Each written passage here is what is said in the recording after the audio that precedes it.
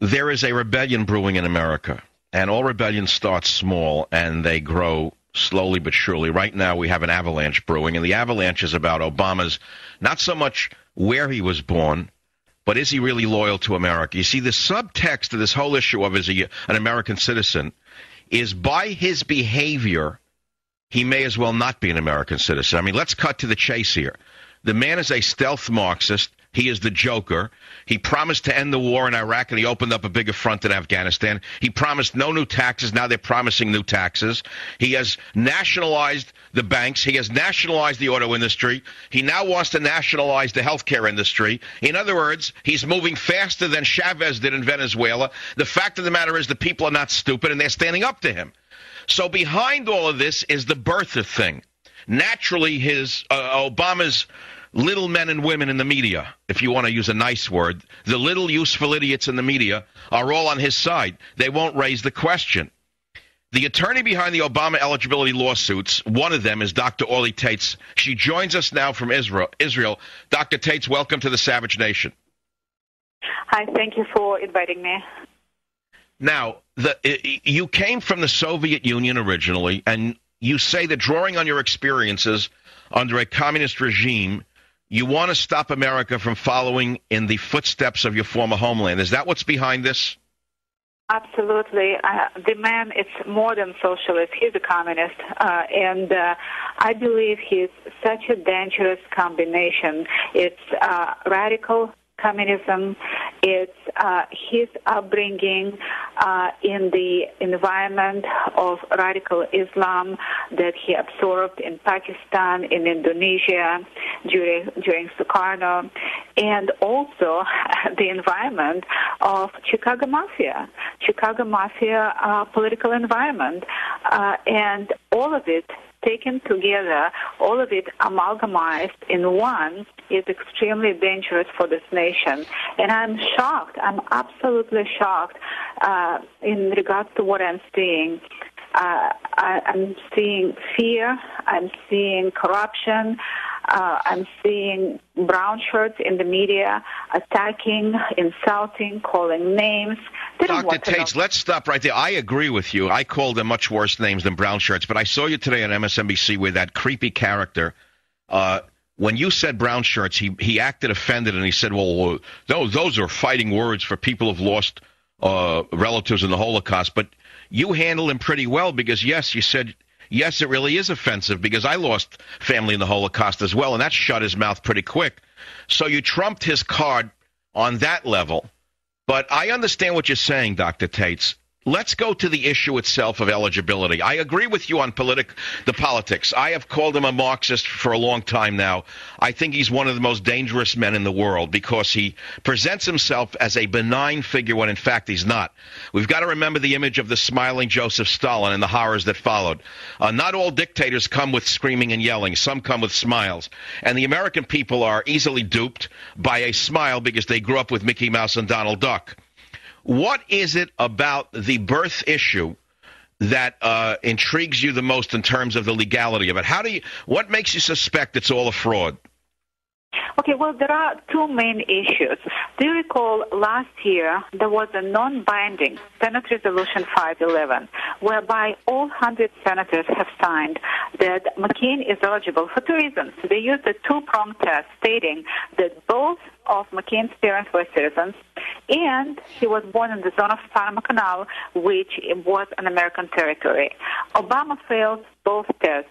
A, because his father was never a U.S. citizen. He came here on a student visa from Kenya, which was a British colony. He had British citizenship, and according to British Nationality Act of 1948, Obama inherited British citizenship at birth. And when you look at this term... Let's stop right here. Wait. Let me stop you right here.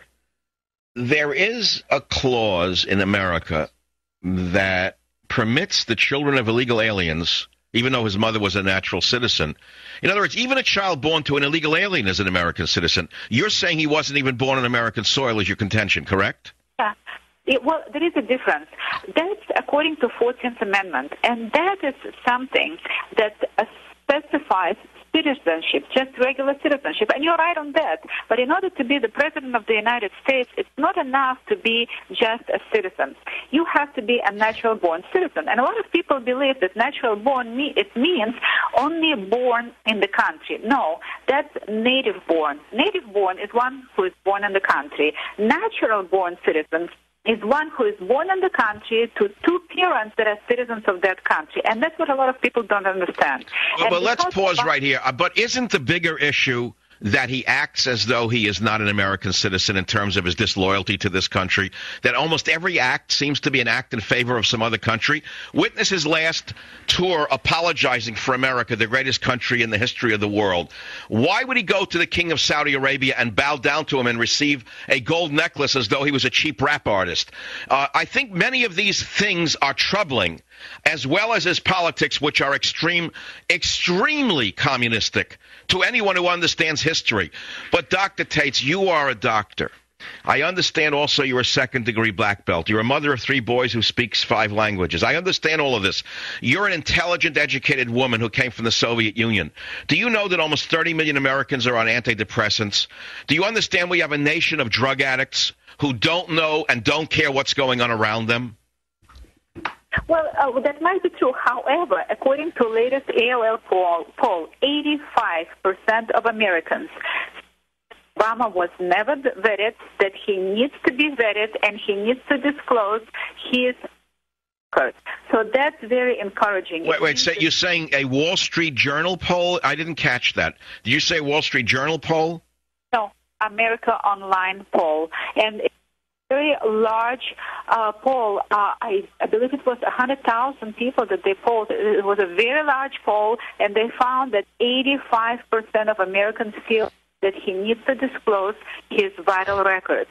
So I feel very encouraged. All right, so the hacks who work for him and the drug addicts who front for him, the performers and the clowns, say that the birth notice in the newspaper is sufficient. You and I both know that's rubbish. Yeah, it is, absolutely. And as a matter of fact, I'm not sure how much your listeners know, but in Hawaii, there are 4 different types of birth certificate. One is a proper birth certificate from the hospital. They also have a birth certificate that can be obtained based on a statement of one relative only, without any corroborating evidence from any hospital.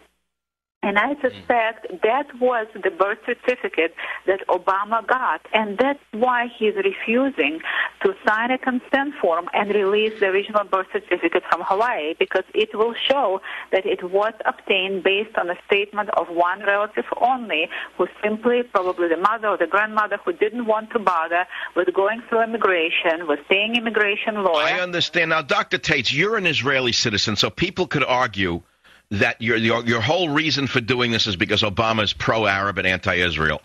Now, I don't agree with that, because my good friend Joe Farah has been on this almost alone for 11 months, and I know you and he know each other. And I had a Philip Berg on this show a year and a half ago on this issue. Do you know who Philip Berg is? Oh, I definitely know. No, okay. No, what I'm saying is one of the reasons that the media will pick you to talk with you is because to them they think you're going to be an easy target in that you're an Israeli citizen and they can make mincemeat out of you because you're so far away. The reason they won't pick on a Philip Berg is because he's a Democrat. He's always been a Democrat, and he's a former assistant attorney general for the state of Pennsylvania. So there are many people who are starting to ask the same question. So let's cut to the bottom line here. Let's say it's proven that Obama is not an American citizen. What happens then? Well, first of all, I'd like to qualify. He can be a citizen, but not natural-born citizen, meaning that either one of his parents is not a citizen or he was not born in the country, or both. If that is the case, that according to the 20th Amendment and requirements of quo warrantor, he needs to be removed from office immediately. He does not even qualify for impeachment. And in this situation, Biden does not become a president for 3.5 years. He becomes only a pro tempore president for a couple of months until a new election is scheduled. That's it. Dr. Taitz, I have followed this from the outside and not gotten involved because some very good people have been following it. It's not my issue. It's your issue. It's Joe Farah's issue. But, you know, when Obama was running for office, I said on this program repeatedly that this unknown senator from Chicago's wards would not even pass an FBI background exam to become an FBI agent. Obama could not pass an exam to become a Secret Service agent because of his past associations with some dangerous people. Do you agree with that? Absolutely. He wouldn't be hired to be a janitor. Jump to the janitor. But listen to the issue, though. I think that you ought to remember this, Orly, because they're going to keep hammering you. And you ought to say, are you aware that Obama could not have passed a Secret Service background test to become a guard to his own office? Meaning he couldn't become a Secret Service agent because of his associations with Bill Ayers. That alone would have disqualified him.